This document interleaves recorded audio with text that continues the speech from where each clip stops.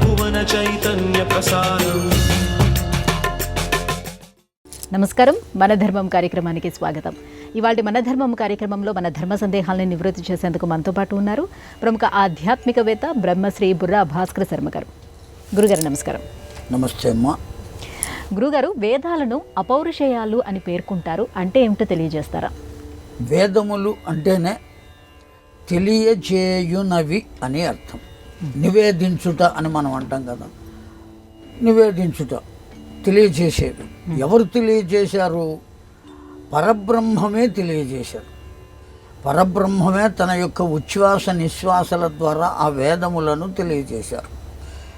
పౌరుషేయము అంటే ఎవరైనా ఒక పురుషుని చేత కానీ ఒక వ్యక్తి చేత కానీ రచింపబడి అందింపబడిన దాన్ని పౌరుషేయము అని అంటారు. ఒక పురుషుని చేత రచించినది కనుక పౌరుషేయము. రఘువంశాది గ్రంథాలు ఉన్నాయి, కాళిదాసు రచించాడు, దాన్ని కాళిదాసీయము అని అంటాం. కాళిదాసు చేత రచింపబడింది కనుక. మాఘుడు కనుక రచించినట్లయితే మాఘీయము అని అంటాం. వ్యాస భగవానుడి చేత రచించింది వ్యాసుడి చేత వ్యాస రచితమైనది అంటాం. కానీ దీన్ని మాత్రం, వేదములను మాత్రం అపౌరుషేయములు అని ఎందుకన్నాము అంటే, ఋషులు వాళ్లకు కావలసినటువంటి కర్మలను పూర్తి చేయటానికి ఏ విధంగా పూర్తి చేయాలి అనేటువంటి చింతనతో ధ్యాననిష్ఠులై కూర్చుని ఉన్నప్పుడు మొత్తం శూన్యము నుండి వాళ్లకు కొన్ని మంత్రములు తెలిసినాయి. ఆ మంత్రములను వాళ్ళు అనుష్ఠానం చేశారు. నేను ఇప్పుడు ఏ భగవంతుణ్ణి అనుష్ఠానం చేయాలి అని అనుకుంటానో ఆ భగవంతుడి గురించి ఎట్లా అనుష్ఠానం చేయాలో ఓ గురువుల వద్దకు వెళ్ళి తెలుసుకుంటాం. అట్లాగే ఆ ఋషులు కూడా వాళ్ళు ఆ ధ్యాన నిష్ఠులై కూర్చున్న వెంటనే విశ్వము నుండి వాళ్లకు గోచరించినటువంటి మంత్రములు ఎన్ని ఉన్నాయో వాటిని అన్నిటినీ కలిపి వేదములు అని చెప్పారు. కనుక అందుకనే వాళ్ళు దార్శనికులు అని పేరు. దర్శించారు కనుక, వాళ్ళు తెలుసుకోగలిగారు కనుక, వాళ్ళు విన్నారు కనుక ఆ మంత్రములను విని మనకు చెప్పారు. అంతే తప్ప ఎవరో ఒక ఋషీశ్వరుడు రచించినవి మాత్రం కాదు. అందువల్లనే వాటిని అపౌరుషేయములు అని పిలుస్తారు వేదాలను. ఒక పురుషుని చేత రచింపబడినవి కావు. ఒకవేళ రచింపబడినవి అని చెప్పడానికి అనేక మంది కుహనా పండితులు ప్రయత్నం చేస్తున్నారు లోకంలో. కానీ ఈ వేదములు వచ్చే నాటికి సృష్టి ప్రారంభంలోనే వచ్చినాయి. ఈ వేదములు సాక్షాత్తు పరమాత్మయే, పరబ్రహ్మమే బ్రహ్మదేవునకు తేనే హృదయ బ్రహ్మహృదయే అనేటువంటి విషయం భాగవతంలో చెప్పబడింది. కనుక ఎవరు మొట్టమొదటిసారిగా ఆ బ్రహ్మదేవునకు వేదములను అందించారో వారికి నేను నమస్కరిస్తున్నాను అని సుఖయోగేంద్రుల వారు చెప్పి మరీ భాగవతం చెప్పడం ప్రారంభించాడు. కనుక ఈ వేదములను ఇచ్చిన వారు ఎవరయ్యా అంటే విశ్వము నుండి వచ్చినాయి. ఎవరిచ్చారో కూడా మనకి తెలియదు. ఇచ్చిన తరువాత మాత్రం వాటిని గ్రంథస్థం చేశారు, తరువాతి తరములకు అందడం కోసం. అంత మాత్రం చేత అలా వచ్చినవి అని కాదు. ఒకవేళ అలాగే వచ్చినాయి అని మనం చెప్పడానికి ప్రయత్నం చేసినా సృష్టి జరిగిన నాడు సృష్టికి పూర్వమే వేదములు అందింపబడ్డాయి. అప్పుడు సృష్టి జరగకముందు ఏ పురుషుడు చెప్పాడు? ఏ పురుషుడు చెప్పలేదు. రాయటానికి ఏకంత కాగితాలు దొరికినాయి, ఏ పెన్నులు దొరికినాయి. పోనీ తాటి ఆకుల మీద రాశారు అంటే అప్పటికి తాళ వృక్షాలు కూడా లేవు ప్రారంభంలో. పోనీ ప్రారంభంలో లేవయ్యా తర్వాత వచ్చినాయి అనడానికి వేదములు సృష్టి కన్నా ముందే వచ్చినాయి. అందువల్ల తప్పనిసరిగా ఆ ఋషుల చేత ఇవ్వబడినటువంటి వేదములు, ఆ వేదములు ఏనాడు ఇవ్వబడినాయో ప్రళయం వచ్చినప్పుడు ఆ వేదాలన్నీ మళ్ళీ పరమాత్మ దగ్గరికే చేరతాయి. మరల సృష్టి జరగబోయే ముందు ఆ వేదములే మరల వస్తాయి. అంతే తప్ప ఒకరి చేత రచింపబడినవి కావు. అందువల్లనే అపౌరుషేయములు అన్నారు. గురుగారు, మనుస్మృతి, మనుధర్మం అని అంటూ ఉంటారు కదా, ఇంతకీ మను అంటే ఎవరు? మనకందరికీ తండ్రి మనువు. కనుకనే మనల్ని మనువు యొక్క పుత్రులు గనుక మానవులు అని పిలుస్తున్నారు. మనోహో అపత్యం పుమాన్ మానవాహ.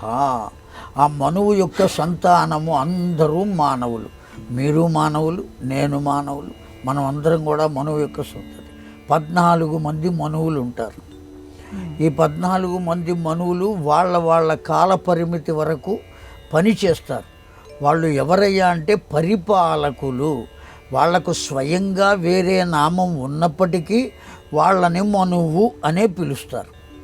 ఒక పాఠశాల ఉన్నది, లేదు కళాశాల ఉన్నది, యూనివర్సిటీ ఉన్నది, విశ్వవిద్యాలయం. దానికి ప్రధానమైనటువంటి వారిని ఏమంటారు? వైస్ ఛాన్సలర్ అని పిలుస్తారు, ఛాన్సలర్ అని పిలుస్తారు. అట్లాగే కళాశాల అయితే ప్రిన్సిపాల్ అని అంటారు, హై స్కూల్ అయితే హెడ్ మాస్టర్ అని అంటారు. ఇట్లా చెబుతారు కదా. వాళ్లకు వేరే పేరు ఉన్నప్పటికీ వాళ్ళని ఆ సీట్లో కూర్చున్న వాళ్ళని ఏమని పిలుస్తాం? మనం హెడ్ మాస్టర్ అనే పిలుస్తాం. ఓ వెంకయ్య వచ్చి కూర్చున్నా, ఓ నరసయ్య వచ్చి కూర్చున్నా, ఎవరు కూర్చున్నా సీట్లో కూర్చున్నారు కనుక ఏమని పిలుస్తాం? మనం హెడ్ మాస్టర్ అనే పిలుస్తాం. అదేవిధంగా ఇక్కడ కూడా ఆనాడు ఉన్నటువంటి పరిపాలకులు ఎవరైతే ఉన్నారో, మొత్తం యావత్ భూమండలం మొత్తాన్ని పరిపాలించేటువంటి వాళ్ళు, సృష్టి కార్యక్రమం ప్రారంభం నుంచి వాళ్లను మనువు అని పిలుస్తారు. అదొక పోర్ట్ఫోలియో, అంతేగాని పేరు కాదు, నామధేయం కాదు, అతడి వృత్తికి పెట్టినటువంటి పేరు. అటువంటి 14 మంది మనువులు అయిపోతే ఒక పగలు గడుస్తుంది బ్రహ్మదేవునకు. 14 మంది మనువులు అయిపోతే ఒక రాత్రి గడుస్తుంది బ్రహ్మదేవునకు. ఇటువంటి పగలు రాత్రి కలిస్తే ఎంతమంది మనువులు అయిపోయారు? 28 మంది మనువులు.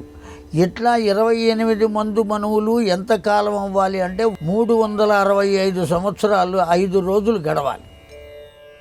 365 రోజులు గడిస్తే 1 సంవత్సరం అవుతుంది. అటువంటి సంవత్సరాలు 100 గడవాలి. అప్పటికి బ్రహ్మ కాల పరిమితి అయిపోతుంది. కనుక అతని కాల పరిమితికి అవధి ఎవరు అంటే మొట్టమొదటిది మనువులే. అటువంటి మనువులు 14 మంది కావాలి. కనుక ఆ మనువే మొట్టమొదటి సృష్టి చేస్తాడు. ప్రళయం వచ్చి మునిగిపోయిన తర్వాత మనువు అవతరిస్తాడు. ఆ మనువే సృష్టి ప్రారంభం చేస్తాడు. అలా చేసేటువంటి వారినే మనువులు అంటారు. తద్వారా కలిగినటువంటి జీవులందరినీ మానవులు అని పిలుస్తారు. గురుగారు, ఈ ప్రపంచంలో అత్యంత ఆశ్చర్యకరమైన విషయం ఏది అని మన ధర్మం ప్రస్తావించింది? భారతంలో ఒక యక్షుడు ధర్మరాజుని అడుగుతాడు ఈ ప్రశ్న. ధర్మనందన, అత్యంత ఆశ్చర్యకరమైన విషయం ఏది? చాలా తేలిక. మన కళ్ళ ఎదురుకుండా అనేక మంది జన్మిస్తూ ఉంటారు, పసిపిల్లలు పుడుతూ ఉంటారు లోకంలో. విశ్వాంతరాళంలో, ఈ భూమండలంలో ఎంతమంది ఎక్కడెక్కడ పురుడు పోసుకున్నారో, ఎంతమంది పిల్లలు ఒకే క్షణంలో పుట్టారో మనకు తెలియదు. మనం చూసినంతవరకు అనేక మంది పిల్లలు పుడుతూ ఉంటారు. విశ్వాంతరాళంలో మనం చూస్తూ ఉండగానే అనేక మంది ప్రాణాలు పోగొట్టుకుని జీవితాన్ని చాలించి వెళ్ళిపోతూ ఉంటారు. కనుక ప్రతి మానవుడు తెలుసుకోవలసిన విషయం ఏమి అంటే, పుట్టుట గిట్టుట ఈ 2 సాధారణమే. జాతస్య హి ధ్రువో మృత్యు ధ్రువం జన్మ మృతస్య చ. పుట్టినటువంటి వాడు తప్పక మరణించాలి. మరణించిన వాడు చేసిన దాన్ని అనుభవించడం కోసం మరలా పుట్టాలి అనేటువంటి విషయం ప్రతి ఒక్కరికి తెలుసు. మీకు కూడా తెలుసు, అందరికీ తెలుసు. కానీ మానవుడు ఏమనుకుంటాడంటే, వాళ్ళందరూ పోతున్నారయ్యా, నేను మాత్రం శాశ్వతంగా ఉంటాను అని అనుకుంటాడు. ప్రతి ఒక్కడు, బ్రతికి ఉన్న ప్రతి ఒక్కడు ఏమనుకుంటాడు? నేను శాశ్వతం అని అనుకుంటాడు. ఆ నేను శాశ్వతం అని అనుకోవటమే ఆశ్చర్యకరమైనటువంటి విషయం. తన కళ్ళ ఎదురుకుండా అనేక మంది మరణిస్తున్నారు, కళ్ళ ఎదురుకుండా అనేక మంది పుడుతున్నారు. చావు పుట్టుకలు ఈ 2 సహజమని తెలిసి కూడా నేను శాశ్వతంగా ఉంటాను అని అనుకోవటం ఆశ్చర్యం కాదా? ఆశ్చర్యమే. ఒకవేళ వాడు అనుకోవటం లేదండి అని మీరు వాదించవచ్చు. నేను శాశ్వతం అని అనుకుంటున్నారు కనుకనే ధనవంతులు ఎంత ధనం ఉన్నప్పటికీ ఇంకా ఇంకా ఇంకా ఇంకా ఇంకా ఇంకా సంపాదిస్తూనే ఉన్నారు, వాళ్ళ కర్మలు వాళ్ళు చేస్తూనే ఉన్నారు. దీనికి కారణం ఏంటి అంటే నేను శాశ్వతం అని అనుకోవటమే. గురుగారు, కబంధుడు అంటే ఎవరు? రామాయణంలో ఈ పాత్ర ప్రాధాన్యత ఏమిటి? రామాయణం మొత్తానికి కూడా కబంధుడే ఆధారం. న్యాయంగా రాముడు ఆధారం అని, సీత ఆధారం అని ఇట్లా అనేక మంది చెబుతూ ఉంటారు. సీతమ్మను రావణాసురుడు అపహరించుకుపోయిన తర్వాత ఆ సీతమ్మను గురించి రామచంద్ర ప్రభువు తన తమ్ముడైన లక్ష్మణునితో కలిసి అన్వేషణ ప్రారంభిస్తాడు. సీతాన్వేషణ అని దానికి నామకరణం చేశాం మనం. ఆ అన్వేషణ చేసేటువంటి సందర్భంలో ఈ కబంధుడు అనబడేటువంటి రాక్షసుడు వాళ్ళనిద్దరినీ తీసుకున్నాడు. దగ్గరకు తీసుకుని మింగేయటం కోసం ప్రయత్నం చేశాడు. భుజాల మీద కూర్చోబెట్టుకున్నాడు. ఆ కబంధుడికి ఎటువంటి వరం ఉన్నదంటే తనకు కావలసిన ఆహారం ఎంత దూరంలో ఉన్నదో అంత దూరం వరకు అతడి చేతులు వెళ్ళగలుగుతాయి. మన చేతులు ఎంతవరకు ఉన్నాయో అంతవరకే జాపగలం మనం. కానీ కబంధుడి చేతులు అలా కాదు. తనకు కావలసినది ఎక్కడి దాకా ఎంత దూరంలో ఉన్నదో ఆ కావలసిన దాన్ని తాను పొందడం కోసం అంత దూరము తన చేతిని పంపగలడు. ఆ చేత్తో ఆ వస్తువుని తెచ్చుకోగలడు. రెండవ శక్తి ఏమి అంటే అతడికి ప్రత్యేకించి హాస్యగహ్వరం లేదు, నోరు లేదు, పొట్టలోనే పెట్టేసుకుంటాడు. నవలవలసిన పని, మింగాల్సిన పని కూడా లేదు. ఎంత సులువో చూడండి. వాడికున్న సౌలభ్యం అది. డైరెక్ట్గా పొట్టలో పెట్టుకుంటాడు. అందుకోసం వాళ్ళిద్దరిని ఏం చేశాడో అలా పట్టుకుని భుజాల మీద పెట్టుకున్నాడు. ఆ భుజాల మీద పెట్టుకున్నటువంటి సందర్భంలో రామలక్ష్మణులు ఇద్దరూ కూడా రెండు భుజములను ఖండించారు. ముందు ఎవరెవరు ఎక్కడ ఉన్నారో వాళ్ళందరినీ అట్టా తీసుకుని పొట్టలో పెట్టుకుంటున్నాడు కదా వాడు.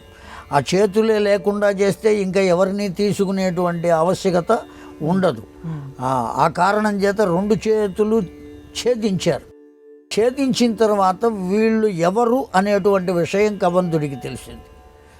ఆ కబంధుడు అప్పుడు చెబుతాడు, సీతమ్మను రావణాసురుడు అపహరించాడు, ఆమె ఫలానా చోట ఉన్నది, నీవు ఇక్కడ నుంచి బయలుదేరి ఋష్యమూక పర్వతం దగ్గరకు కనుక వెళ్ళినట్లయితే ఆ ఋష్యమూక పర్వతం మీద సుగ్రీవుడు అనబడేటువంటి కపీశ్వరుడు ఉంటాడు.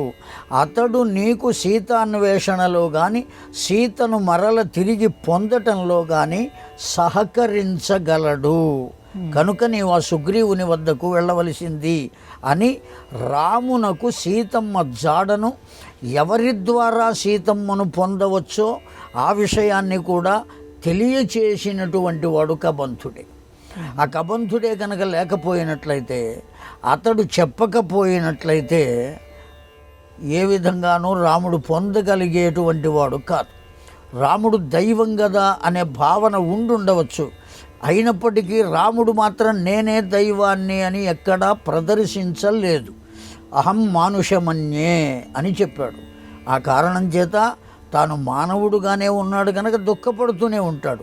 అలా దుఃఖాన్ని పొందకుండా అతడికి కావలసినటువంటి ఉపాయాన్ని, మార్గాన్ని కూడా అందించి తాను మరణించాడు ఆ కబంధుడు. కనుక కబంధుడు రామచంద్రునకు ఎంతో ఉపకారం చేసిన రాక్షసుడు. గురుగారు, దృష్టిదోష నివారణ కోసం అనేక ప్రక్రియలు మనం పాటిస్తూ ఉంటాం. ఈ నేపథ్యంలో ప్రధాన ద్వారానికి గుమ్మడికాయని ఎందుకు కడతాం? గృహము మొత్తం అంతా కూడా దేని యందు ఉంటుంది అంటే ఆ గుమ్మడికాయలో ఉంటుంది. మనం ఏ ఇంటికి కట్టామో ఆ ఇంటి యొక్క దిక్కులు కానీ, వాస్తుతత్వం కానీ, అన్ని తత్వాలు, ఆ ఇంటి లోపల ఉండేటువంటి చెడు తత్వాలు ఏవైనా ఉన్నా ఇవన్నీ కూడా దేని యందు నిక్షిప్తమై ఉంటాయి అంటే ఆ గుమ్మడికాయ కూడా పండు గుమ్మడికాయ కాదు, బూడిద గుమ్మడికాయ అని అంటారు. తెల్లగా ఉంటుంది దాంట్లో. దాన్నే కూష్మాండం అని పిలుస్తారు. కూష్మము కహ, ఊష్మము కూష్మము. కహ ఉండకూడనిది, ఊష్మము మొత్తము కలిసి ఈ అండముల వలె ఉన్నటువంటి దాంట్లో ఉన్నది కనుక కూష్మాండము అని పేరు. సర్వము దాంట్లో ఉన్నాయి. అందుకనే ఆ గుమ్మడికాయని కనుక ఇంటి ముందు కట్టినట్లయితే ఒకవేళ ఎవరైనా వచ్చి ఆహా ఇల్లు చాలా బాగున్నది, ఎవరి నాలుక ఎటువంటిదో ఎవరి పన్ను ఎటువంటిదో చెప్పలేం కనుక వారి వారి మాట వాచా దోషం వల్ల కానీ వారి దృష్టి దోషం వల్ల కానీ ఆ ఇంట్లో వారికి ఏదో కలగవచ్చు, ఆ ఇంటికి ఏదైనా కావచ్చు, లేదా చిట్ట చివరికి అమ్ముకునే వెళ్ళిపోవచ్చు. అటువంటి స్థితి కలుగుతుంది కనుక ఆ దోషములేవి కలగకుండా ఉండటం కోసం ఆ కూష్మాండము అనబడే గుమ్మడికాయని ముందు కడతారు. ఒకవేళ అటువంటి దోషాలు ఏవైనా ఉంటే కట్టిన 10-11 రోజుల లోపల అది కూలిపోతుంది. కనుకనే దృష్టి దోషం ఉన్నది అని. శాశ్వతంగా మాత్రం ఉండదు, అది కుళ్ళిపోయి నీరు కారుతూ ఉంటుంది. మనకు ప్రత్యక్షంగా కనబడుతుంది. ఇవన్నీ ఒట్టి మూఢనమ్మకాలు అని అనటానికి అవకాశం లేదు. మనకన్నా ముందు పుట్టిన పెద్దలందరూ మూర్ఖులైతే కాదు, తెలివిగలవాళ్ళు, మనంత తెలివిగలవాళ్ళు అయినా కాకపోయినా మూర్ఖులు మాత్రం కారు. ఆ కారణం చేత వాళ్ళు చెప్పినటువంటివి మనం చేయటం ధర్మం. ఇంటి ముందు గుమ్మడికాయ కట్టి తీరవలసిందే, ఆ దృష్టి దోషము తొలగవలసిందే. గురుగారు, అలాగే గోపంచకాన్ని స్థలశుద్ధి కోసం వినియోగించడంలో ఆంతర్యం ఏంటో తెలియజేస్తారా? ధనవంతులైనటువంటి వాళ్ళు గొప్ప సెలబ్రిటీలుగా లోకంలో చలామణి అవుతున్నారు, గొప్ప ధనవంతులు. విద్యావంతులైనటువంటి వాళ్ళు సెలబ్రిటీలుగా చలామణి అవుతున్నారు. ఈ చలనచిత్రాల్లో నటించేటువంటి వాళ్ళు, టీవీల్లో నటించేటువంటి వాళ్ళు, వీళ్ళందరినీ కూడా సెలబ్రిటీలు అని పిలుస్తున్నాం మనం కాదా? ఇంతంత పెద్ద పెద్ద వాళ్ళు కూడా ఒక్కొక్కప్పుడు అనుకోని పరిస్థితుల్లో దుఃఖాన్ని పొందాల్సి వస్తుంది. ఇంత పెద్ద పెద్ద వాళ్ళు కూడా ఎటువంటి వాడైనప్పటికీ ఆ మనిషి చేత విసర్జింపబడిన పదార్థం ఏదైనా ఒక్కటైనా మంచిగా ఉన్నదా? ఒక మనిషి నుంచి బయటకు వచ్చేటువంటి ఏ పదార్థమైనా సుగంధము కలిగి కానీ మంచిది కానీ ఉన్నదా? వీడు ఇంత గొప్ప పండితుడు కదా, ఇంత ధనవంతుడు కదా, ఇంత గొప్ప నటుడు కదా, అయినప్పటికీ అతని నుంచి బయటకు విసర్జింపబడిన పదార్థాలు ఏవి స్వీకరించడానికి తగినటువంటివి కాదు. అప్పటికప్పుడు ముద్ద నోట్లో పెట్టుకున్న వెంటనే వమనమయ్యింది, కక్కాడు. ఆ కక్కిన దాన్ని ఇప్పుడే నోట్లో పెట్టుకున్నాను కదా అని మళ్ళీ తీసుకుంటాడా?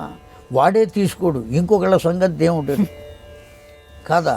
కానీ ఆవు చేత విసర్జింపబడిన పదార్థములన్నీ పవిత్రములైనవి. గోఘృతము, గోదధి, గోమయము, గోమూత్రము, గో ఆజ్యము. గో క్షీరము అంటే ఆవు పాలు, గోదధి అంటే ఆవు పాలతో చేసినటువంటి పెరుగు, గో ఆజ్యము అంటే ఆ దధిని, ఆ పెరుగును చిలకగా వచ్చిన వెన్నను కాచి నెయ్యి చేయటం. ఈ 3 పదార్థాలే కాక ఆవు చేత విసర్జింపబడినటువంటి మూత్రం కూడా పవిత్రమైనది. ఇవాళ రోజున ఆధునిక వైద్యం అది ఎంతో గొప్పది అని చెబుతున్నది. క్యాన్సర్ వ్యాధి కూడా తగ్గుతుంది అని చెబుతున్నది. గోమయము, ఆవు పేడ. ఆ పేడతో కనుక ఇప్పుడంటే మనకంతా మొజాయిక్ ఫ్లోరింగ్ వచ్చింది. కాస్త నీళ్ళెక్కడ పడితే దాని మీద మన కాలు పడితే నడవకుండా గోడ ఉన్నంత వరకు పెడతాం. అదే పేడతో అలికిన నేల అయితే ఏ క్రిములు కానీ కీటకాలు కానీ ఏవి లోపలికి వచ్చేటువంటి అవకాశం లేదు. అంత దివ్యమైనటువంటిది గోమయం. కనుకనే ఈ 5 కలిపి పంచగవ్యము అని పిలుస్తారు. ఏ సత్క్రతువు చేయాలి అన్నా ఆ పంచగవ్య ప్రాశన కనుక చేస్తే కానీ వాడు ఆ సత్కర్మ చేయడానికి అవకాశం లేదు.